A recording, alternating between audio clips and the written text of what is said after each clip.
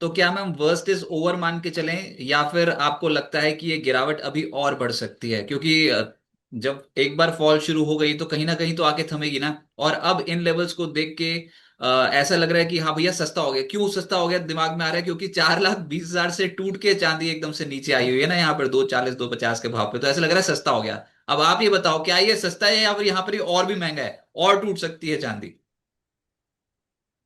सो ये जो sell off आया था, it was all because of liquidity stress and fundamentals कोई चेंज नहीं हुए हैं। जो एक हफ्ता पहले थे फंडामेंटल्स वही है। थोड़ा मार्केट ओवर स्ट्रेच था, थोड़ा ज्यादा प्रीमियम में था फंडामेंटल्स के हिसाब से भी। तो आई थिंक अभी जो हम प्राइसेस देख रहे हैं, this are the fair prices now. And मुझे लगता है यहाँ से 3 से 4% की और गिरावट आप आते हुए देख सकते हैं इस हफ्ते में भी। थोड़ा बहुत सेल ऑफ रहेगा, स्पिल ओवर इफेक्ट रहेगा, लैगिंग इफेक्ट रहेगा, जो रह गए हैं सेल करना वो भी करेंगे। तो वो हो सकता है 3 से 4% तक का और सेल ऑफ रह सकता है, बट स्ट्रक्चरली ये बुल मार्केट है। तो जहाँ पे ये सेल ऑफ से वो फंडामेंटल्स चेंज नहीं हुए हैं। तो आई थिंक गोल्ड अगर 1,35,000 तक भी आपको दिखता है ये 3-4% और सेल ऑफ में, या सिल्वर भी आपको यहाँ से थोड़ा और $70 से $72 का एक बहुत स्ट्रॉन्ग सपोर्ट जोन है, जो इंडियन प्राइसेस में लगभग 2,20,000 से 2,25,000 की रेंज है। यहाँ पे मुझे लगता है स्टेबलाइज हो सकता है। ये लेवल्स मुझे नहीं लगता है उसके नीचे प्राइजेस टूटनी चाहिए या ज्यादा सस्टेन करनी चाहिए। अगर टूटेगी भी तो ज्यादा सस्टेन नहीं करेगी। तो I think we are very near to the stabilization level. And worst is yes obviously over. मुझे नहीं लगता है कि इतने बड़े सेल ऑफ फिर से आएंगे जो 15% 20% के सेल ऑफ हमने पिछले 2 दिनों में देखे। आई थिंक अभी ग्रेजुअली इस हफ्ते प्राइसेस को स्टेबलाइज होना चाहिए एंड कंसोलिडेट होना चाहिए। एंड काफी लोग एक्यूमुलेट करना भी स्टार्ट कर रहे हैं। इनफैक्ट मुझे भी ऐसा ही लग रहा है कि किसी को लॉन्ग टर्म के लिए गोल्ड सिल्वर खरीदना था जो रह गए थे, तो एटलीस्ट 50% तो they can start accumulating today. आज करंट प्राइसेस पे आप 50% इन्वेस्टमेंट अपना कर सकते हो। एंड स्टैगर्ड वे में करेंगे थोड़ा थोड़ा करके, तो आपको बहुत अच्छे रिटर्न्स आगे चल के भी मिल सकते हैं। मैम ऐसा नहीं हो सकता कि 1 लाख के नीचे चला जाए सोना, और चांदी भी एकदम से 2 लाख के नीचे आती हुई नजर आए? देखिए, जब फॉल हो रही है तो फिर पूछने में क्या जाता है। जब तेजी थी तो हम वैसे 5-6 लाख की भी तो बातें कर रहे थे चांदी के ऊपर, वो नहीं हुआ। तो अब गिरावट है तो फिर पूछ लेता हूँ मैं आपसे कि 2 लाख के नीचे जा रही है चांदी, और 1 लाख के नीचे जा रहा है का क्या सोना? अगर आपने ऐसा बोल दिया तो बहुत दुआएं मिलेंगी। ये दुआएं तो मिलेगी, but I don't think so. Looking at the fundamentals मुझे नहीं लगता है कि इतना सेल ऑफ और आना चाहिए। बट ये स्पेकुलेशन में we don't know, anything could happen, but it won't be sustainable. अगर ऐसा कोई ब्लिप आता भी है तो वो बहुत ही शॉर्ट लिव रहेगा। एंड इनफैक्ट अगर आपको मिलते भी हैं ऐसे ब्लिप, तो जो मैं आपको बोल रही हूँ, आज 50% आप अपना पैसा लगा सकते हो। अगर ऐसे लेवल्स देखते हैं तो आप 100% अपना पूरा लमसम अमाउंट, जो भी आपकी इन्वेस्टमेंट आप करना चाहते हैं गोल्ड सिल्वर में, पूरा अमाउंट लगा दीजिएगा। That would be the best level to enter in this market. Then वो लेवल्स आपको फिर से जल्दी नहीं मिलेगी। But I don't expect such to happen as of now. उसके चांसेस बहुत कम लग रहे हैं एज ऑफ नाउ। जो मार्केट की कंडीशंस हैं, सप्लाई डिमांड देखें, फंडामेंटल्स देखें, टेक्निकल्स देखें, सब सेंटीमेंट देखें, सब देख के लग रहा है कि अभी फिलहाल we should stabilize over here at this current prices. थोड़ा कंसोलिडेशन होना चाहिए। बट जो मैं बोल रही हूँ, बहुत कम चांसेस है, 10% चांसेस है कि वैसा भी हो सकता है। तो you should pull pull all your money in that time in gold and silver then, जो भी आपकी इन्वेस्टमेंट अमाउंट आप करना चाहते हैं। मैम पर आजकल इतनी अनसर्टेनिटी हो गई है, और एक कमेंट डोनाल्ड ट्रंप का आता है और उसके बाद एसेट क्लासेस में एकदम से उथल पुथल हो जाती है। बस वो सब उनकी नजरें यही रहती है कि ट्रुथ सोशल पे डोनाल्ड ट्रंप क्या पोस्ट करने वाले हैं। तो इस बार उन्होंने बहुत मुबारकबाद दे दी थी केविन वॉश को, जो उन्होंने नियुक्त किए हैं as a new Fed chairman, जो करना चाहते हैं उनका नाम का ऐलान कर दिया। तो ये बाजार क्यों कांपा जब अपना ही कोई बंदा वो बिठा रहे हैं यूएस फेड की चेयर के कुर्सी पे? तो फिर बाजार में इतनी उथल पुथल क्यों हो गई? ऐसा क्या था केविन वॉर्स का नाम आते ही सोना चांदी बेस मेटल्स अचानक से कांपने शुरू हो गए? केविन वॉश जो है वो पहले फेड की कमिटी में ऑलरेडी रह चुके हैं। वो ऐसा गवर्नर भी वहां पे काम कर चुके हैं। और उनका जो पहले काम करने का तरीका जो लोगों ने पढ़ा समझा, तो ये समझ में आया लोगों को कि वो बहुत ही इन्फ्लेशन को अच्छे से जानते हैं, कैसे कंट्रोल में करना चाहिए। यूएस की जो बैलेंस शीट्स बिगड़ चुकी है, डेफिसिट्स बढ़ गए हैं, वो सब वो कंट्रोल करना अच्छे से जानते हैं। तो हमें पता है कि यूएस में सबसे बड़ा प्रॉब्लम जो है वो है डेट लेवल्स का, और उसकी जो इंटरेस्ट उनको पे करनी पड़ रही है एवरी ईयर। $38 ट्रिलियन का उनका डेट है, और हर साल $1 ट्रिलियन के ऊपर वो उस पे इंटरेस्ट पे कर रहे हैं। तो ऐसा चेयरमैन चुनना जो ये सब चीजें कंट्रोल कर पाएगा, आगे चल के चीजों को सुधारेगा, ये मार्केट ने एक्सपेक्ट नहीं किया था। एवरीबॉडी वाज एक्सपेक्टिंग कि ऐसा कोई चेयरमैन चूज होगा जो इंटरेस्ट रेट्स को बहुत जल्दी घटाएगा। यस, वॉच भी ऐसे माने जाते हैं कि इंटरेस्ट रेट्स कट करेंगे, बट वो सिचुएशन को लॉन्ग टर्म में सुधारेंगे। तो ये एक जो सेफ हेवन चीज थी, गोल्ड एंड सिल्वर में बाइंग ला रही थी कि चीजें बहुत बिगड़ रही है, वो शायद धीरे धीरे सुधरती हुई दिखेंगी। तो इस वजह से भी हमने देखा कि लॉन्ग टर्म में ही is very good. That is why हमने थोड़ा बहुत प्रेशर उस न्यूज की वजह से भी देखा। बट आई डोंट थिंक ये अकेला एक न्यूज था जिसकी वजह से प्रेशर आया प्राइस पे। There were so many other news, जैसे मैंने पहले भी बताया। एंड प्रेशर मार्जिन का भी काफी था, काफी ओवर लिवरेज पोजिशंस थी, टेक्निकली ओवर बॉट पोजिशंस में थे हम। 85 to 90 की आरएसआई थी। सो ये सब देखते हुए overall this liquidation was expected, but जो जिस तरीके से आया है, this what not expected. Budget में तो कुछ ऐसा नहीं बोल गए वित्त मंत्री जिसकी वजह से एकदम से सेटबैक लगा हो। हम तो ट्रैक कर रहे हैं इक्विटी मार्केट में एसटीटी की खबर को, जिसमें फ्यूचर्स ट्रेडिंग के ऊपर 0.02% से बढ़ाकर 0.05% बन गया एसटीटी। वैसे भी हमको हेडलाइन मिल नहीं रही थी, तो फिर यही सब चैनल्स ने हेडलाइन छाप दी कि एसटीटी बढ़ गया, एसटीटी बढ़ गया फ्यूचर्स ट्रेडिंग के ऊपर। कमोडिटी मार्केट के लिए तो कुछ नहीं आया मेरे ख्याल। नहीं, बजट में ऐसा कुछ अनाउंसमेंट नहीं था for Boolean industry, for gold and silver. सिर्फ एक अनाउंसमेंट था कि जो भी सॉवरेन गोल्ड बॉन्ड के जो सब्सक्राइबर्स हैं, उनको कैपिटल गेन टैक्स का एग्जेम्पशन मिलेगा, जो फर्स्ट टाइम सब्सक्राइबर्स है, ना कि जो सेकंड टाइम या सब्सिक्वेंटली जिसने सेकेंडरी मार्केट में से खरीदा है। तो ये एक्सपेक्ट नहीं किया था मार्केट ने। मार्केट एक्सपेक्ट कर रहे थे कि शायद इम्पोर्ट ड्यूटी कट्स आएंगे, जीएसटी का कुछ रेशनलाइजेशन होगा, या एक्सपोर्ट के कुछ इंसेंटिव्स मिलेंगे, काफी और चीजें एक्सपेक्टेशन थी जो मार्केट में नहीं आए। तो उसकी वजह से हमने देखा कि गोल्डन सिल्वर पे तो कुछ इम्पैक्ट नहीं आया। जो कल का सेल ऑफ था संडे का, एंड आज का जो सेल ऑफ है, it is purely due to the parity of international prices. Budget की वजह से कोई इम्पैक्ट नहीं है। एंड आई थिंक पैरिटी जो काफी बिगड़ चुकी थी, वो gradually it is coming on line, चीजें ग्रेजुअली स्टेबल हो रही है। तो आई थिंक वही जो मैंने पहले भी कहा, वर्स्ट इज बिहाइंड अस। ये सरकार का काम थोड़ा आसान कर दिया मतलब इस फॉल ने। नहीं तो फिर हम तो ये एक्सपेक्ट कर रहे थे कि कुछ कस्टम्स ड्यूटी की रिडक्शन ना कर दे सरकार क्रेडिट लेने के चक्कर में कि हमने गोल्ड और सिल्वर को सस्ता कर दिया। लेकिन फिर ये जो आपने गोल्ड बॉन्ड्स का जो अभी बताया, ये भी तो फिर सरकार की एक सरदर्दी कम हुई है इस बार, जो गोल्ड प्राइसेस एकदम से नीचे आ गए। नहीं तो तेजी में तो फिर कहीं रिडेम्पशंस वगैरह आते तो भाव ऊपर के देने पड़ते हैं सरकार को। वो जिसमें देना पड़ता है ना, 2% का ब्याज भी देना पड़ता है, और उसके बाद फिर बॉन्ड ले रखा है तो फिर लोग पैसा भी मांगेंगे। तो वो थोड़ी सरकार को तसल्ली हुई है कि नीचे आ गया सोना चांदी। Yes, obviously government is happy कि प्राइसेस नीचे आएंगे अगर नीचे की लेवल पे रहेंगे, बिकॉज सॉवरेन गोल्ड बॉन्ड्स जितने भी इशू हैं, मोर देन 100 टन्स का उनके पास एयूएम है जो उन्हें सर्विस करना है। तो ग्रेजुअली हमने देखा है पिछले 2 साल से एसजीबी के न्यू इश्यूज नहीं आ रहे हैं, पर पुराने जो इश्यूज हैं उनको सर्विस करने में उनका काफी पैसा जा रहा है। एंड प्राइसेस नीचे आएंगे तो जो रिडेम्पशन प्राइस है वो भी नीचे आएगी, तो they would be in fact happy.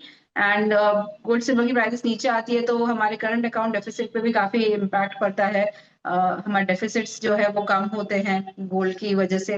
तो आई थिंक ये भी एक अच्छा मौका है कि शायद उन्होंने नहीं किया कुछ, तो इट इज बेटर टच नहीं किया। अगर 1-2% इम्पोर्ट ड्यूटीज कट भी होती तो ज्यादा फर्क नहीं पड़ता है सपोज, क्योंकि ऑलरेडी इतनी मोमेंटम आ रही है, ऑलरेडी प्राइसेस 5% 10% गिर रही है। तो 1-2% अगर कम भी हो जाता तो कोई ज्यादा फर्क नहीं पड़ता। मैम, आप बहुत शार्प रिकवरी एक्सपेक्ट कर रहे हो क्या गोल्ड और सिल्वर प्राइसेस में? जिस तरीके से टूटे हैं, ऐसे ऊपर भी जा सकते हैं क्या? क्योंकि सब खरीद यहाँ पर इसलिए शुरू कर दिए, शायद लोगों ने, रिटेल इन्वेस्टर्स ही खरीद रहे होंगे, इंस्टीट्यूशन तो बहुत बेच रहे हैं। लेकिन खरीद इसी उम्मीद में रहे कि नहीं चढ़ जाएगा, पिछली बार भी तो चढ़ा था। तो बहुत शार्प रिकवरी आएगी या फिर अब समय लगाएगा? इतिहास में तो बहुत समय लगा है। यस, हिस्टोरिकली देखें तो जब भी ऐसे शार्पली कोई चीज बढ़ती है, फिर शार्प अगर गिरता है, तो उसके बाद हम एक और ब्लिप जरूर देखते हैं कि प्राइसेस एक बार और फिर से शार्पली बढ़ती है।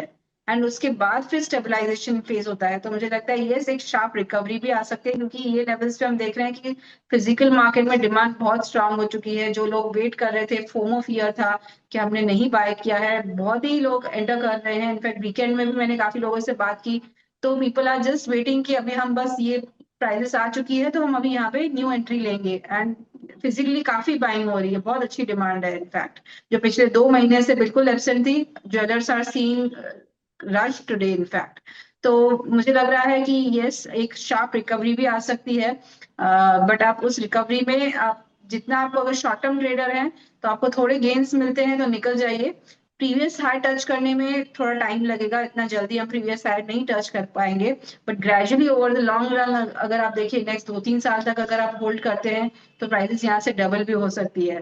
तो think like a long term investor, time horizon अपना लंबा रखें, शॉर्ट टर्म का ना सोचे, तो बहुत अच्छे पैसे बनेंगे। Start accumulating now in a staggered way. मैं बोल रही हूँ करंट प्राइसेस पे आप 50% डाल सकते हैं, थोड़ा और गिरावट अगर मिलती है तो बाकी का पैसा भी लगाएं, बट स्टैगर्ड वे में जरूर इन्वेस्ट करना स्टार्ट कर दीजिए। These prices are not sustainable for long term. Gradually हम बुल मार्केट में है तो प्राइसेस बढ़ती ही रहेंगी। मैम वो ईटीएफ्स में जो इन्वेस्ट करते हैं वो भी बहुत परेशान हो रहे हैं, क्योंकि आज 17% से 19-20% के आसपास के फॉल आज भी देखने को मिल रहा है। ये गोल्ड और सिल्वर ईटीएफ्स को अचानक से क्या हो गया? यहाँ तो जो एमसीएक्स पर या फिर कॉमिक्स पे हो रहा है उससे भयंकर बिकवाली देखने को मिल रही है। ईटीएफ्स में अगर देखा जाए तो एक ये लैगिंग इंडिकेटर होता है। ये these are the last ones to buy and sell. तो हमेशा ये चीज देखी गई है कि रैली आ चुकी होती है, उसके बाद हम देखते हैं ईटीएफ में न्यू बाइंग आती है, नए इन्वेस्टर्स आते हैं, एंड सेलिंग ऑलरेडी हो चुकी होती है, उसके बाद काफी नए लोग सेल करने के लिए आते हैं। तो वही लैगिंग इफेक्ट्स ईटीएफ में देखा जा रहा है। आई थिंक ईटीएफ्स में भी ग्रेजुअली जो सेल ऑफ है वो इम्पैक्ट कर रहा है, पैरिटी बिठा रहा है जो इंटरनेशनल प्राइसेस है या डोमेस्टिक प्राइसेस है उसके हिसाब से। बिकॉज ईटीएफ का वर्किंग आवर्स काफी कम होते हैं compare to the international market जो चौबीसों घंटे खुला है। तो वो क्लोज टू क्लोज पैरिटी बिठाने के लिए प्राइसेस नीचे आई है, एनएवीज नीचे आई है। अदरवाइज एनएवीज मुझे लगता है वापस यहाँ से बढ़ सकती है, क्योंकि डिमांड काफी स्ट्रांग है आजकल में। जितना सेल ऑफ आया है, they are very new people who just were waiting कि हम ज्यादा पैसा डालेंगे और अपना पोर्टफोलियो का एलोकेशन बढ़ाएंगे। फंडामेंटल्स वही है। अभी भी मैं एडवाइस करूंगी अपने पोर्टफोलियो का 20% आप गोल्ड सिल्वर में जरूर डालें। तो बीट इन एनी वे, आप ईटीएफ से भी बाइंग कर सकते हैं गोल्ड सिल्वर के, डिजिटल गोल्ड है, डिजिटल सिल्वर है, उसमें भी बाइंग कर सकते हैं थ्रू ऑगमोंट, या फिर आप फिजिकली भी बाय कर सकते हैं bars, coins, what ever way you want. I still recommend 20% आपके पोर्टफोलियो में गोल्ड एंड सिल्वर होना चाहिए। अब क्योंकि आप इतने समय से कमोडिटी मार्केट से जुड़े हो, तो मैं एक चीज आपसे पूछना चाहूंगा। ऐसा होता है ना कि जब तेजी आ जाती है तो सब ट्रिगर्स तेजी के ही नजर आते हैं सबको, और जब मंदी आती है तो सब ट्रिगर्स मंदी के ही होते हैं। नहीं तो फिर न्यूज ऐसी आनी शुरू हो जाती है, तेजी वाली मार्केट में सब पॉजिटिव खबरें, और मंदी वाली मार्केट में जो खबरें आती हैं भाई सब नेगेटिव, जिसकी एक्सपेक्टेशन ही थी रात को ये एकदम से ये खबर आ गई और उसका इम्पैक्ट पड़ गया। मैं आपको कुछ रीसेंट खबरें बताता हूँ इसकी। कुछ न्यूज एजेंसीज जो है, फॉरेन न्यूज एजेंसी जैसे ब्लूमबर्ग, इन्होंने रिपोर्ट किया है, और कुछ और भी सोर्सेज के हवाले से खबर आ रही है। पहली तो खबर ये थी कि एक प्लेटफॉर्म है JWR प्लेटफॉर्म कोलैप्स हो गया है, गोल्ड ट्रेडिंग का। ये चाइना में प्लेटफॉर्म था, सब सब चाइना का ही एंगल है, वहां की खबरों की पुष्टि भाई साहब करनी बहुत मुश्किल है, पहले बता दूं। तो मैम आपका अगर कुछ आपके पास हो सोर्स तो आप बता दो। एक तो ये JWR प्लेटफॉर्म कोलैप्स हुआ था। अच्छा, उसके बाद जो एक और बहुत इंटरेस्टिंग सी खबर निकल आई, ये तो ब्लूमबर्ग में रिपोर्ट हो रखा है। ये तो बोल रहे हैं कि जो चीन के मेटल ट्रेडर्स हैं उनको लगभग 1 बिलियन युआन यानी कि $144 मिलियन का नुकसान हो गया है, क्योंकि एक वहां पर कारोबारी हैं जू माउआ, जिसको द हैट बोला जाता है, उनका निकनेम है द हैट, और वो एक ट्रेडिंग नेटवर्क का हिस्सा थे। ये एक्चुअली में सर्कुलर ट्रेडिंग वहां पर करते थे, जिससे वो आपस में मेटल्स की खरीद फरोख्त जो करते हैं वैसे वाला, जैसे स्टॉक मार्केट में होता है ना कि कुछ गढ़ बना के ट्रेडिंग करते हैं, तो ऐसे ही ये मेटल्स की कुछ ट्रेडिंग व्रेडिंग करते थे, ताकि कंपनीज को इन्फ्लेट करके कुछ प्रॉफिट्स दिखाए जाए, ऐसा कुछ। तो द हैट जो है जूम हुआ, वो भाग गए, तो काउंटर पार्टी भाग गई, और उसके कारण ये ट्रेडर्स जो है, बाकी के जो मेटल ट्रेडर्स हैं, उनको बहुत बहुत तगड़ा नुकसान हो रहा है। अब ऐसी ऐसी खबरें आ रही हैं, और सब चाइना से ही आ रही हैं। पिछली बार पॉजिटिव खबर आई थी चाइना से कि ये सिल्वर के एक्सपोर्ट्स पर रिस्ट्रिक्शन लगा रखी है चाइना ने। तो पॉजिटिव खबर देने वाला भी चाइना, नेगेटिव खबर देने वाला भी चाइना, तो मैम चाइना का एंगल तो बहुत स्ट्रांग हो गया। जी बिल्कुल, चाइना का एंगल बहुत स्ट्रांग वैसे भी है, बिकॉज चाइना सारे मेटल्स में it is the largest consumer and it is the largest producer also. तो सारे मेटल्स में more than 50 to 60% consumption and production China से ही होता है। So it is very important. पहले भी जब सिल्वर में जो रैली आई थी, it was mainly for two news, कि एक यूएस ने सिल्वर को क्रिटिकल मिनरल लिस्ट में डाला, और दूसरा कि चाइना ने सिल्वर एक्सपोर्ट्स पर रेस्ट्रिक्शन लगाए हैं। तो ये रैली बढ़ती गई, उसी दो न्यूज पर हमने देखा काफी बाइंग आई, काफी डिमांड भी थी। एंड अभी जैसे आपने बताया, ये सारे न्यूज मैंने भी पढ़े हैं, and this could be speculation and this could be truth also, this could be rumours also, we don't know, but जितना सेल ऑफ मार्केट में आया है, काफी डिस्ट्रक्शन आई वुड से हुआ है मार्केट में। एंड ऐसे न्यूज आपको शायद एक दो दिन में और भी देखने को मिले, क्योंकि जो ओवर लेवरेज पोजीशंस थी काफी कटी हैं, काफी मार्जिन कॉल प्रेशर रहा है मार्केट में, काफी तनाव बना हुआ है। तो काफी ऐसे ब्रोकिंग हाउसेस होंगे, या काफी ऐसी ट्रेडिंग कंपनीज होंगी, या काफी ऐसे प्लेटफॉर्म्स होंगे जिनको काफी नुकसान हुआ है। तो ऐसे न्यूज आपको देखने को और भी मिल सकते हैं, एंड उसकी वजह से फिर और भी सेल ऑफ प्राइसेस में एक दो दिन में थोड़ा और भी रह सकता है। इसलिए मैं कह रही हूँ कि ये चीजें थोड़ा स्टेबलाइज होने में एक दो दिन और लग सकते हैं। 3 से 4% मुझे लग रहा है कि अभी भी यहाँ पे थोड़ी जगह है कि जहाँ पे हम थोड़ा स्पिल ओवर इफेक्ट देखें या रिपल इफेक्ट देखें, थोड़ा प्राइसेस नीचे आए, एंड देन फिर हम ग्रेजुअली प्राइसेस को स्टेबलाइज होते हुए देखेंगे। पर वो स्ट्रक्चरल स्टोरी थी या फिर एक बबल वाली स्टोरी बनाई गई थी जिसमें बोला गया था कि नई ये जो जो चीजें हो रही हैं, आर्टिफिशियल इंटेलिजेंस डेटा सेंटर्स और ये सब जो चीजें हो रही हैं, इसके चलते डिमांड आ रही है, बहुत स्ट्रांग डिमांड की बात की गई थी, तो वो स्टोरीज थी कि वाकई है कुछ स्ट्रक्चरल स्टोरी, ये सोलर ईवी, ये इन सब के लिए इंडस्ट्रियल डिमांड बहुत स्ट्रांग हुई, अचानक से ही हो गई है पिछले 2 दिनों, 2 सालों में, तो ये अभी भी बरकरार है ना ये नहीं, वाली चीज? एक्चुअली ये स्ट्रक्चरली मार्केट बुलिश है, तो ये फंडामेंटल्स तो काफी टाइम से ही है कि हम देख रहे हैं सोलर कैपेसिटीज भी, जो नंबर्स देखे जाए तो हर साल डबल हो रही है। एआई डेटा सेंटर्स में भी जो सिल्वर यूज हो रहा है, उनकी भी कैपेसिटीज जो है वो लगातार हम देख रहे हैं कि हर साल डबल हो रही है। तो ये जो स्टोरीज थी, this were not fake, this were actual की सिल्वर का काफी अच्छा यूसेज हो रहा है, पहले भी हो रहा था और अभी भी हो रहा है, कुछ एक हफ्ते में कुछ चेंज नहीं हुआ है। तो फंडामेंटल्स आर स्टिल स्ट्रांग। अभी भी सप्लाई टाइटनेस है, जैसे मैंने बताया, फिजिकल मार्केट में आप लेने जाओ तो आपको ये करंट प्राइसेस जो M6 पे दिख रही है, ये प्राइसेस में नहीं मिलेगा, अभी भी काफी प्रीमियम है। तो फिजिकल मार्केट में अभी भी टाइटनेस है, अभी भी मार्केट में अवेलेबल नहीं है सिल्वर, एंड डिमांड अभी भी इंडस्ट्रियल साइड से काफी स्ट्रांग है। तो ये कंटिन्यूसली प्राइसेस को सपोर्ट करेगा, बहुत ज्यादा गिरने नहीं देगा। मुझे लग रहा है we are very near to near term bottom, जो प्राइसेस जहाँ पे स्टेबलाइज होनी चाहिए। तो हमें टेंशन ज्यादा नहीं करना चाहिए कि बहुत बड़ा सेल ऑफ फिर से हम देखेंगे। We are very near to stabilization levels, that's what I think.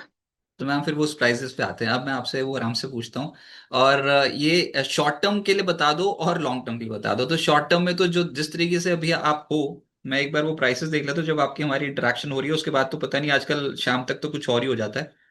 तो अ, देखो जैसे अभी 14% के आसपास थी ना, अब 9% रह गई है नीचे। तो चांदी है अप्रोक्सीमेट 2,40,000, 2,41,000, और सोना जो है वो है 1,45,000 फिलहाल जब आपकी हमारी बात हो रही है। तो शॉर्ट टर्म वाले ट्रेडर्स क्या करें, उनके लिए क्या रहेगा एक सपोर्ट लेवल और क्या रहेगा टारगेट?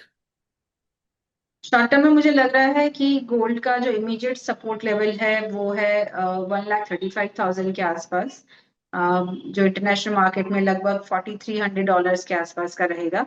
एंड यहाँ पे मुझे लग रहा है कि इससे ज्यादा शायद सेल ऑफ ना है, प्राइसेस यहाँ पे रुक सकती है, एंड रिबाउंड भी आ सकता है। एंड सिल्वर की बात करें तो मुझे लग रहा है कि जो 1 लाख, सॉरी 2,20,000 से 2,25,000, ये एक स्ट्रॉन्ग सपोर्ट जोन है, जो इंटरनेशनली देखे जाए तो $70-71 के आसपास है। मुझे नहीं लगता है कि इसके ज्यादा नीचे प्राइसेस को सस्टेन करना चाहिए। शॉर्ट टर्म ब्लिप्स आ सकते हैं बट सस्टेन नहीं होंगे, तो ये लेवल्स अगर मिलती है तो आप बाय कर सकते हैं। एंड अपसाइड मुझे लग रहा है एटलीस्ट 10 to 15% का मोमेंटम हम फिर से अपसाइड में भी आते हुए देख सकते हैं इन शॉर्ट टर्म। तो 10-15% से तो बात ही नहीं बनेगी, ये तो फिर पुराने वाले लेवल्स छूट गए। मैं तो वो सोच रहा था कि आप कहीं 4,20,000 ही बोल दोगे। अच्छा 2026 में ये देखो, जैसे हमने न्यू ईयर पे जब आपसे मैंने बात की थी, तब उसके बाद आउटलुक जो आपने बोला था कि गिरावट आएगी, वो गिरावट आ गई। लेकिन अब फिर 2026 के लिए आप बताओ, फिर सोना और चांदी क्या फिर से ये वाले लेवल्स रिकॉन्कर कर सकते हैं जहां से बिकवाली शुरू हुई है? कर तो सकते हैं अगर डोनाल्ड ट्रंप फिर से कुछ बोल जाए तो, लेकिन आप क्या मानते हो जाएंगे? पूरे साल के लिए आउटलुक क्या है? यस, आई थिंक पॉसिबल है कि जो प्रीवियस हाई से फिर से टच हो सकते हैं, जिस तरह से मार्केट में अभी अनसर्टिनिटी कंटिन्यूटी में है, जियोपॉलिटिकली या पॉलिटिकली यही कंसर्न्स कंटिन्यू रहे, तो यस हम 2026 में प्रीवियस हाइक्स को टच करते हुए देखेंगे। इनफैक्ट मुझे लगता है कि ये बुल मार्केट और 3 साल चल सकता है, जब तक ट्रम्प पावर में है तब तक अनसर्टिनिटीज बनी रहेंगी। एंड ये बुल मार्केट जो है सेक्युलर बुल मार्केट है, जो 2020 से शुरू हुआ था। कमोडिटी के जो बुल मार्केट्स होते हैं वो एटलीस्ट 8 से 10 साल तो चलते हैं, तो 6 साल हो चुके हैं, नेक्स्ट 2-3 साल मैं और एक्सपेक्ट कर रही हूँ कि बुल मार्केट कंटिन्यू रहेगा। तो इनफैक्ट इस तरह के जो भी डिप्स मिलते हैं, that should be use as a buying opportunity. And जो टाइम होराइजन है थोड़ा लंबा रखें, 1 साल का नहीं 3 साल का रखें, तो आपके पैसे यहाँ से काफी अच्छे बच सकते हैं। जो पहले लोगों ने कमाया है, डबल ट्रिपल हुए हैं उनके, वैसे आगे नेक्स्ट 3 सालों में भी वापस हो सकते हैं। The bull ma'am, market is still intact. Okay right. तो एक हेल्दी करेक्शन माने, लेकिन ये हेल्थ थोड़ी बिगाड़ने वाली करेक्शन थी, तो फिर यकीन नहीं हो रहा कि ये 40% से ज्यादा का फॉल कैसे आ गया सिल्वर पे, पर चढ़ी भी उसी रफ्तार से थी। 2026 के सारे गेन्स जो है वाइप आउट कर चुके हैं प्रेशियस मेटल्स। लेकिन ये जो आपने मार्जिन वाला एंगल बताया था ना, इसमें जो मैं समझ पा रहा हूँ उसमें गोल्ड और सिल्वर पे मार्जिन बढ़ाए तो गोल्ड पे अप्रोक्सीमेट 27.58% का मार्जिन है और सिल्वर पे 62.86% का मार्जिन है, इसी के आसपास का। तो कौन देगा 62-63% का मार्जिन और ट्रेड करेगा सिल्वर पे? ये मार्जिन कम भी होते हैं क्या? जब प्राइसेस कम हो गए तो फिर एक्सचेंजेस कम भी कर देंगे मार्जिन, ऐसा भी होगा? और ये बढ़े कब थे, 2 दिन में? जी बिल्कुल, जो आपने ये मार्जिन लेवल्स बताए ये इंडिया के M6 के मार्जिन है। हमने जो ज्यादा प्रेशर आते हुए देखा था, it was all because of COMEX पे जब मार्जिन्स बढ़ाए गए थे, and that were very minimal, इतना ज्यादा भी नहीं बढ़े थे वो। 10% के 15% हुए थे, और सिल्वर में भी कुछ ऐसा ही था। तो वहां पे इतना भी मार्जिन नहीं है, फिर भी हमने इतना लिक्विडेशन प्रेशर देखा था। M6 पे तो बाद में बढ़ाए गए, बट यस ये इनिशियल मार्जिन्स नहीं है। ये अभी हमने देखा है कि एज ऑफ नाउ, क्योंकि इतनी वॉलेटिलिटी बढ़ चुकी है, प्राइस से एक दिन में 30% 35% का मूव दे रही है, इसलिए मार्जिन्स बढ़ाए गए हैं। पर जैसे स्टेबलाइज होगी प्राइसेस, वापस हम देखेंगे कि इनिशियल जो मार्जिन होता था 5% से 10% के आसपास, वो लेवल्स पे स्टेबलाइज हो जाएगा जब वॉलेटिलिटी कम हो जाएगी तो। सच्ची में ये बात ही होती थी, 5 से 10% का ही मार्जिन हुआ करता था। ये जो 27% 28% सोने पे और 62-63% चांदी पे, ये बहुत ज्यादा हैवी ये मार्जिन है। 5 से 10% देते थे बस। यस रिसेंटली ही बढ़ा है, otherwise the margin has been in the range of 5% to 10% historically. तो जब ये मार्जिन कम होंगे तो उससे भी थोड़ा कुशन मिलता हुआ नजर आएगा, फिर देखते हैं कि ट्रेडर्स की वापसी होती है। नहीं तो गेम बिगड़ गया मार्जिन की वजह से एक्चुअली, तो जो एकदम से बढ़ते हुए नजर आए एक्सचेंजेस पे। लास्ट सवाल, रिटेल निवेशकों के लिए क्या मैसेज होगा? और जो ईटीएफ्स में स्पेशली इन्वेस्ट करना चाहते हैं, वो सिस्टमैटिकली इन्वेस्टमेंट कर रहे हैं, वो कंटिन्यू कर सकते हैं क्या? ये जिसने सिस्टमैटिकली स्टैगर्ड वे में एसआईपीस करते हैं, इधर थ्रू ईटीएफ्स या फिर डिजिटल गोल्ड, डिजिटल सिल्वर, वो कंटिन्यू रखे। अभी भी लॉन्ग टर्म जो बुल रन है वो इंटैक्ट है। मुझे लगता है नेक्स्ट 2-3 साल में अभी भी हम इसी तरह प्राइसेस को ग्रेजुअली बढ़ते हुए देखेंगे। जो बड़े मूवमेंट्स आने थे वो बड़ी अनसर्टेनिटी के कारण वो ऑलरेडी हो चुका है।